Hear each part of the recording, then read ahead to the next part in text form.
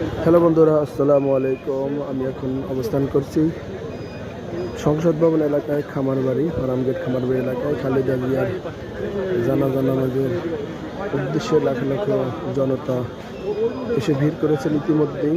তার জানাজা অনুষ্ঠিত হবে বাদ জোহর 2টায়। আপনারা সবাই ইনশাল্লাহ আসার চেষ্টা করবেন। এই দেখেন হাজার হাজার লোক, লক্ষ লক্ষ লোক দেশ প্রান্তে এসে বিভিন্ন প্রান্ত থেকে এসে অবস্থান করছেন।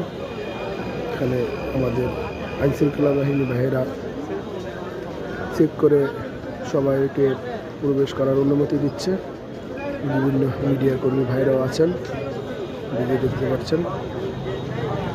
লক্ষ লক্ষ জনতা এসে ভিড় করেছেন মাশাআল্লাহ। সুশৃঙ্খলে সুন্দরভাবে যেন জানাজা নামাজ অনুষ্ঠিত হয়, সেই ধরনের বিভিন্ন সাদা পোশাকে বিভিন্ন আইনশৃঙ্খলা বাহিনী কাজ করছেন। সবাই দেখতে থাকুন ইনশাআল্লাহ। পরবর্তীতে আরও আপডেট আপনাদেরকে দেওয়ার চেষ্টা করব ইনশাআল্লাহ।